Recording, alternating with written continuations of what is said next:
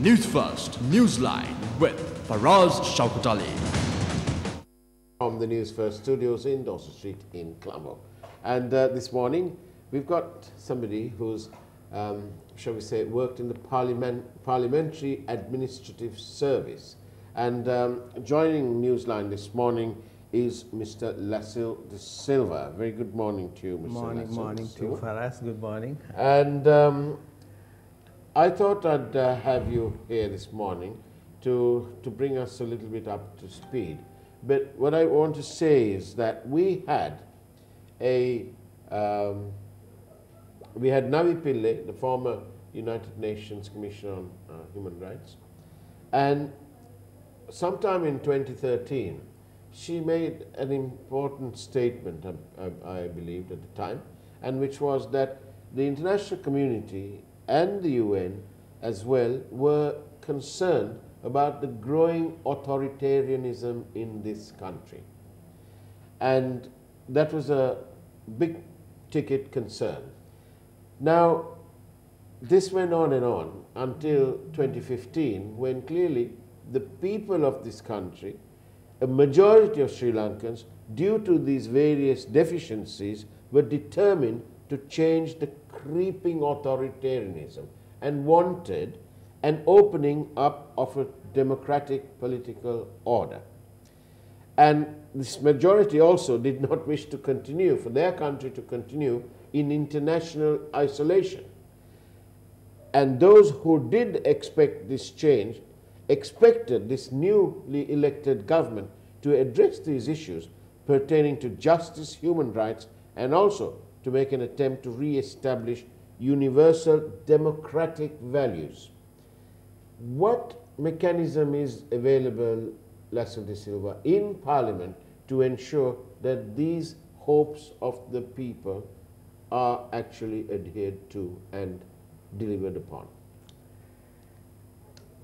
Ours being a Westminster type of parliament, Yeah. right? And ours is a democratic country, and our parliament is totally responsible Yes. to ensure human rights, say, let it be legal, everything Yeah. is brought into action Yes. through the available resources, in the sense avenues in parliament, Yeah. in order to run a government which is legitimate in accordance with the constitution, where it will protect human rights, all that. Now, What is this called? What is the mechanism in Parliament to look into these matters? no, Parliament has specific functions, I would say: oversight, representation, then legislation, all that, right? So these oversight committees would be the answer. No, actually, oversight committees was the answer according to the Prime Minister when he established all those committees in the early stages when the government was elected, the present government. 2015. Yeah, 2015. The first thing he did was to introduce the oversight committees. Right. And has it worked? Unfortunately, it has not worked because they have reintroduced the same old committee system, the consultative committee system that was there Yeah. previously. Yeah. And now both these committees, oversight committees and sectoral oversight committees and the consultative committees, both are parallelly operational. Right. I don't think there is a purpose to run. When you say you don't think, do you mean that you can't see the benefits of these? Yeah, because oversight committees were specially designed to implement policies of the government efficiently and effectively, Yeah. to serve the country better. Yeah. So does that mean the oversight committees have failed, therefore they have not been able to enforce, the policies, implement policies effectively and efficiently to serve the people better? In my view, it looks as if they have not been able to effectively and efficiently, say, put in place the oversight committees for the benefit of the people. Now, I want to put this to you. When we had a situation where we had the former Minister of Highways, Yeah. Lakshman Kiriyalla, Yes. there was an instance, or a couple of instances at least, whilst the bidding process was on for a Section 3 of the highway to Kandy, the minister met with potential bidders and representatives of companies that had already bid. Now, is that the kind of thing that a committee could have looked into and said, listen chap, you can't do that? In the first place, there are functions in a ministry. Yeah. Actually, the minister has a role to play. Similarly, the administrative setup, the secretary, all of them have a different role. Yeah. But I don't think the minister should definitely get involved with day-to-day financial operations, as you said, Yeah. in order to, discuss various contracts and all that. Yeah. Because he has nothing to do, basically, when it comes to contracts, all that. He should leave all that to the administrative setup for the ministry. Then in the same vein, when the minister in charge of the central bank, to start with, would these committees looked at the move by the Prime Minister at the time to take the central bank out of the finance ministry and list it under the Ministry of National Policy Planning? Yeah. Would that have been spotted by this committee and said, oh, listen, you can't do that, because the laws, the statutes say that the Minister of Finance, all the laws and everything related to do with the central bank constantly refers to the Minister of Finance. Yeah. Generally, those are matters that should be decided by the President, because allocations of ministries should be based in conformity with those statutes. Right.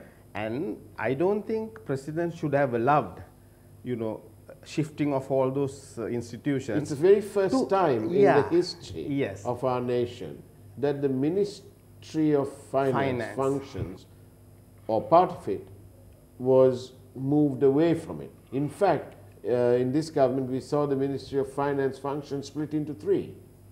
Some went to the Prime Minister, to another ministry, some went to public enterprise, and some were remaining at the Ministry of Finance. Yeah.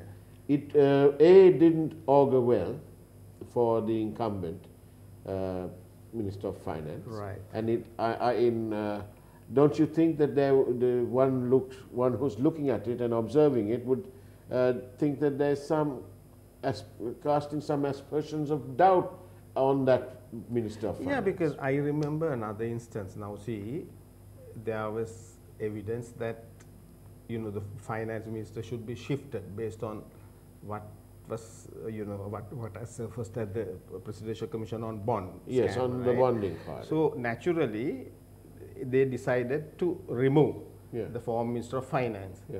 What did they do? They even shifted the lotteries board and all that to the foreign ministry. Now, is that the kind of thing these oversight committees would have been able to say, hang on, you can't do that? No, actually, there is a function to be performed by the Parliament as well, because oversight functions are basically to ensure that rules and regulations are observed and in conformity with the accepted norms in the public sector, financial procedures and all that, right?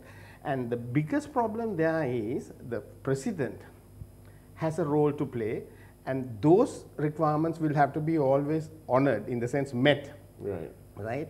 Here, they have probably allowed based on various requests, which should not have been done. That's my point, Lacille, and that's why I'm asking you about oversight committees and sectoral oversight committees. Yeah, sectoral oversight committees are there specifically to run the relevant ministries efficiently in keeping with the tradition. So therefore they would have been able to spot the departures from due process. Definitely. But at the same time, as I say again, right, these functions also need to be addressed, right? Again, there are other institutions like the Auditor General. He had apparently taken up all those issues. On the whole, right, Prime Minister also must set an example without violating accepted. But this is the problem. This is the problem. They speak of all these wonderful things theories that reflect true democratic norms. Yes. Internationally on par and all Yes, that. yeah.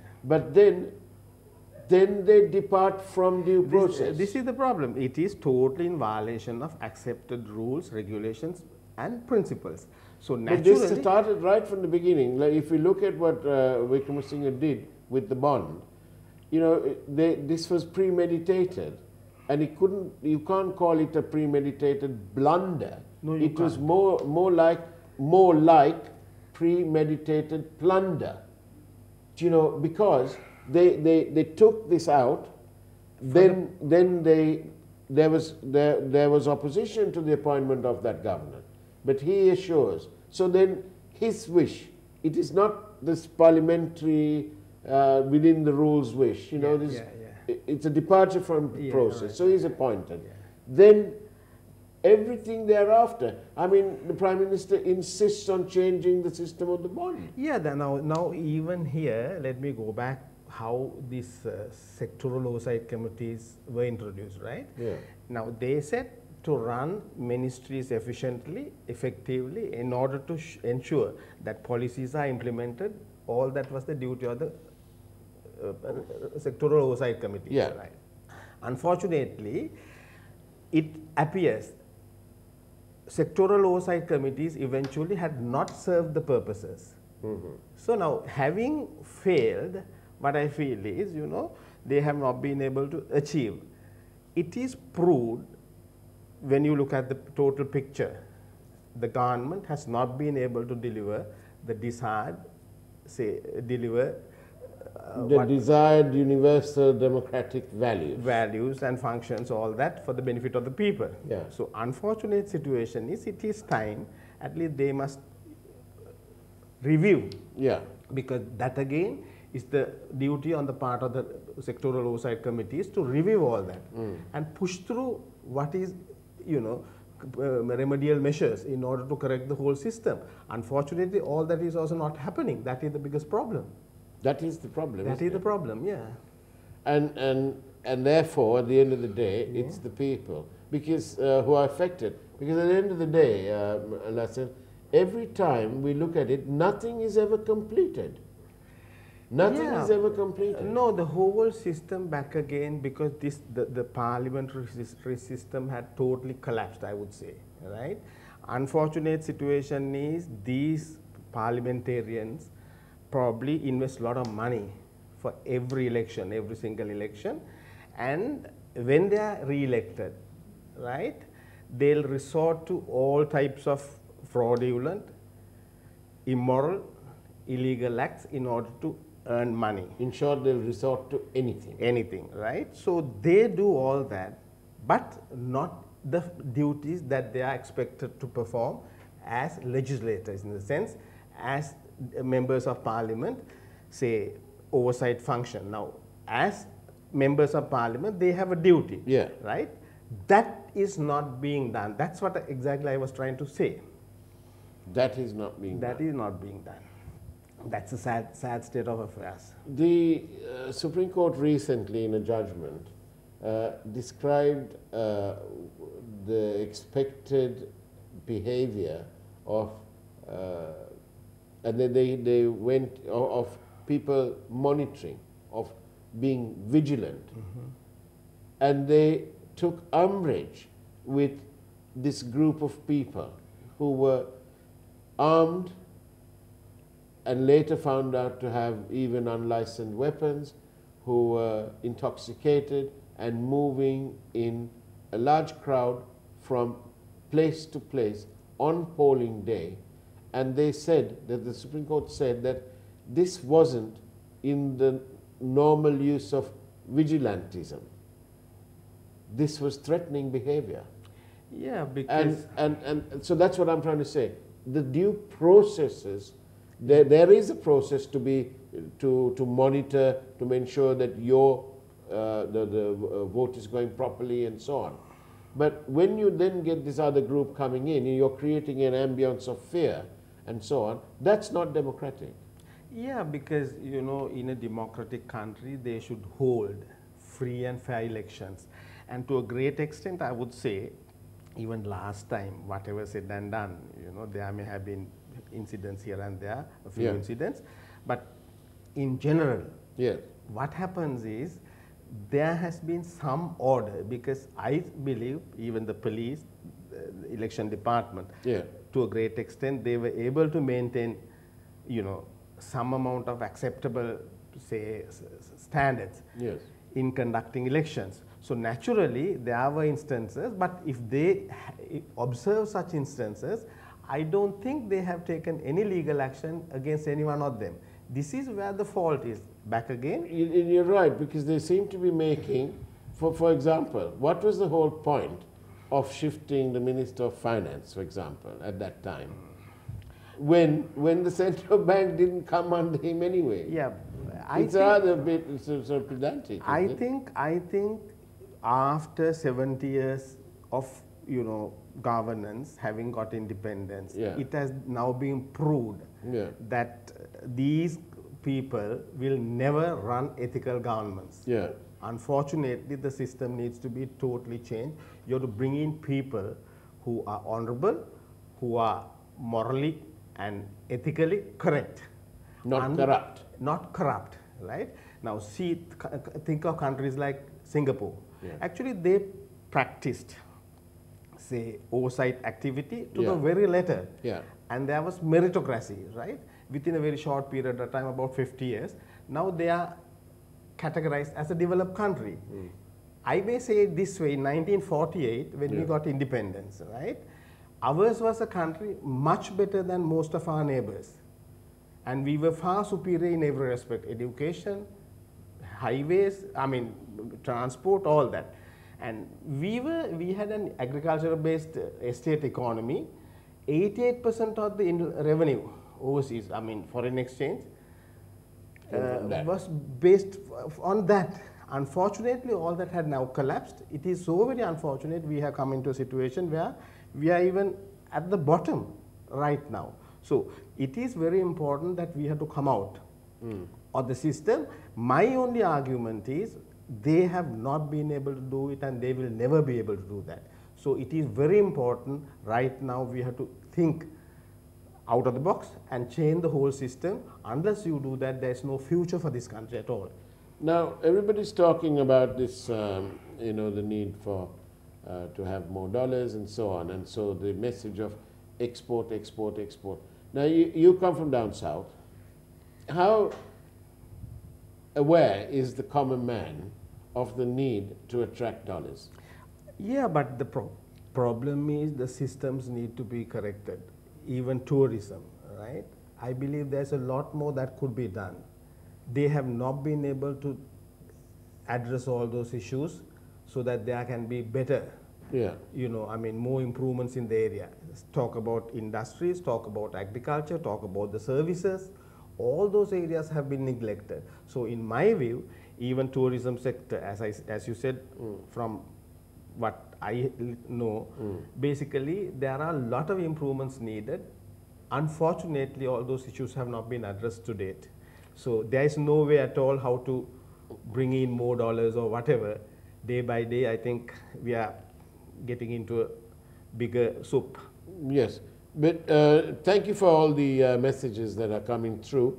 Can I just take this one? You might be able to put this gentleman or lady out of their misery, if you like. Are MPs entitled to a second duty-free vehicle permit at the end of their term? If so, is the one-year suspension not a farce and a bribe to ensure that this parliament runs its full term?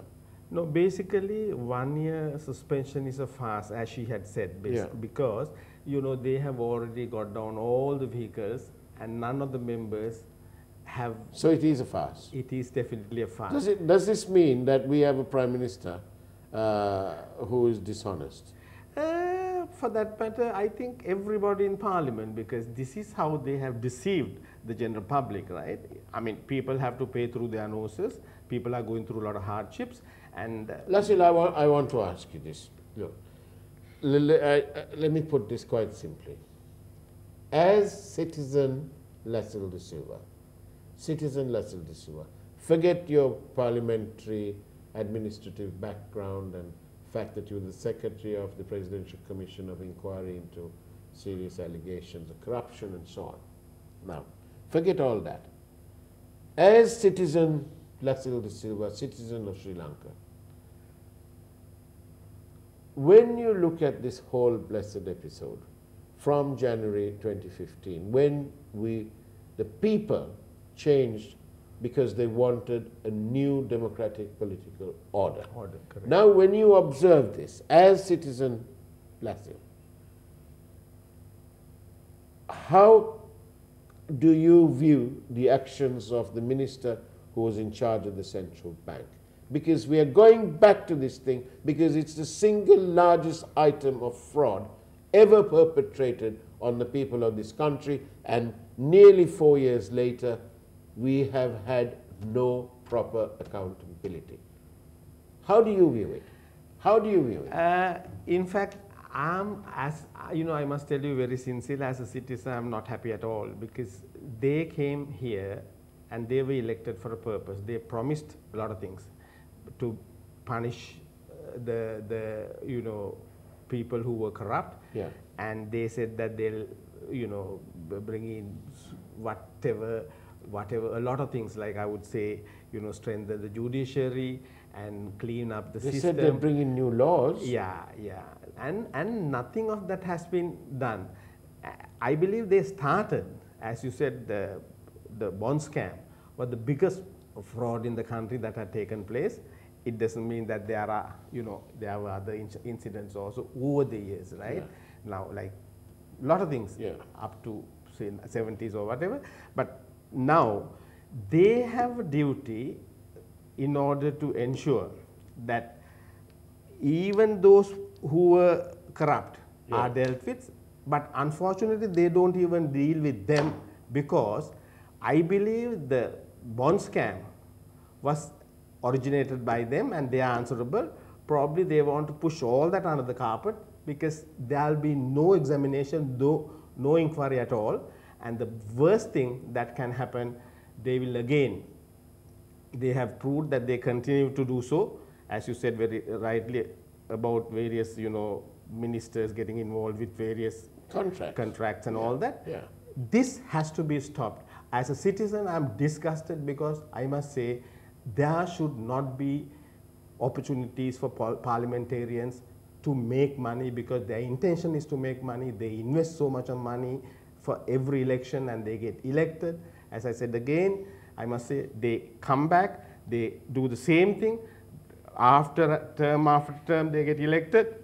This is the story, and the poor people, even in my case, I know we are going through a lot of hardships, a lot of problems. That should not be the case. There must be an end to all that. So, would it be safe to describe you as being disappointed with the activities of our ministers? Definitely, because in 2014, I wrote an article, why is the rule of law failing in this country? And I wrote in that article to say, every government, now in 1994, Chandrika came to power, having given a lot of promises. She said, presidency will be abolished within 6 months, and she gave it that in writing, but that was not fulfilled. Again, and that was after 17 years of rule of the UNP. Then, say, Mahinda Rajapaksa, this government, all of them came to power with a lot of promises and to stop corruption and all that. Nothing had happened. People don't realize, some of the people don't realize, actually they are suffering because all this has eventually, dashed everything. No hopes for them for tomorrow, right? It is always better. Now they should definitely try and see, people must think it over, how to change this system, because if they don't change the system, it is so very unfortunate. If it continues, this country will have no future. It is the poor, even unborn, will have to pay for all that sins. It's sad, isn't it? It's sad. Very sad. Now, I want to ask you this question, because people keep going on about this. On the balance of probabilities, having examined everything that's been happening since January 2015, remember that when Ranil Wickremesinghe was appointed as Prime Minister, his party only had 40-something seats, right?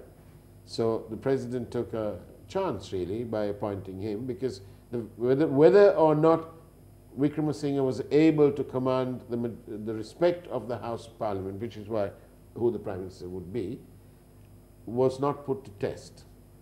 And yet he was the Prime Minister. And then thereafter when we examine everything, for example, the bond is one thing. He puts his friend in there. He then meets Arjun Aloysius, this young man, at some event, some party. And he says, oh, well, I'm concentrating on my other businesses. By the way, this is in the bond report. I'm not making this up, right? And the Prime Minister says, he's assured him that he was concentrating on his other businesses. So the Prime Minister, the Minister in charge of the subject of the central bank, takes this young man at his word, does he? Right? Breakdown and procedure there. Then he asks his mate of several years, who's already controversial from his previous stint as chairman of the BOI, to change the system of awarding the bonds. He comes to Parliament and he admits it. Right? When you examine all this, who gave him the authority, for example, who gave the Prime Minister the authority to sign off on a document that authorizes the negotiation of a loan for nearly $1 billion, $900 million for the Central Expressway? The insurance component is 104 million. Signed off by the Prime Minister. Who gave him the permission to do this? Who has to give him the permission? Now, he being the Prime Minister, he is expected to set an example.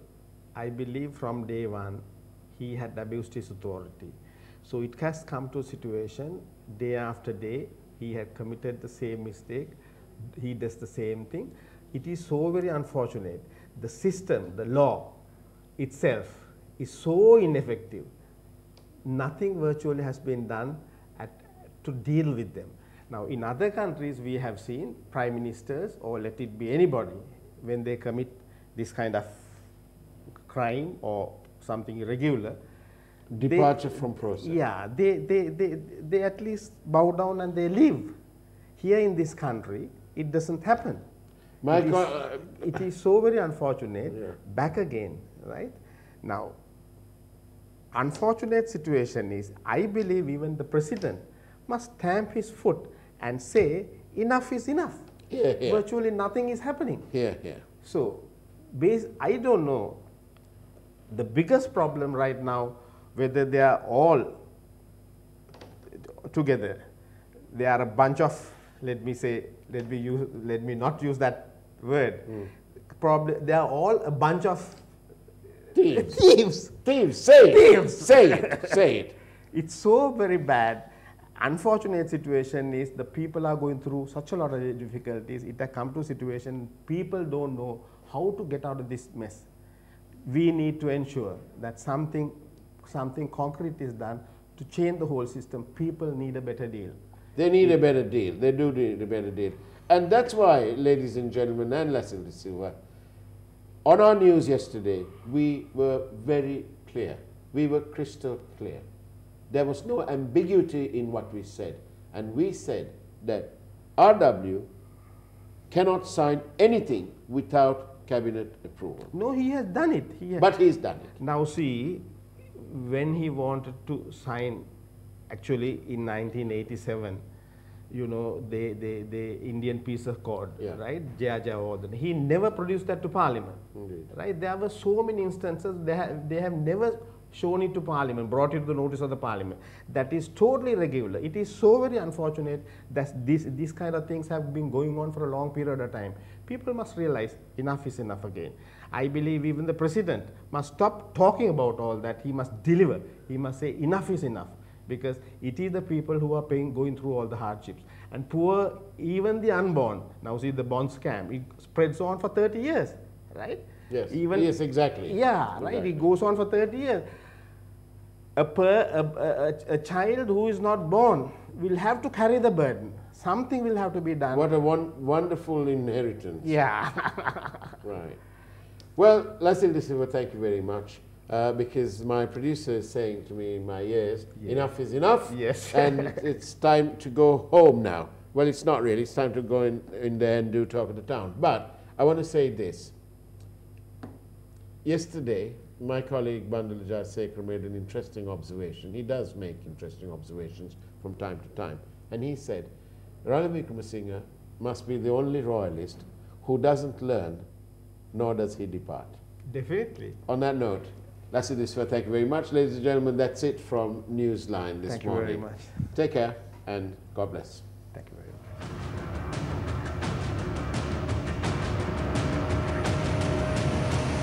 News First, Newsline with Faraz Shauketaly.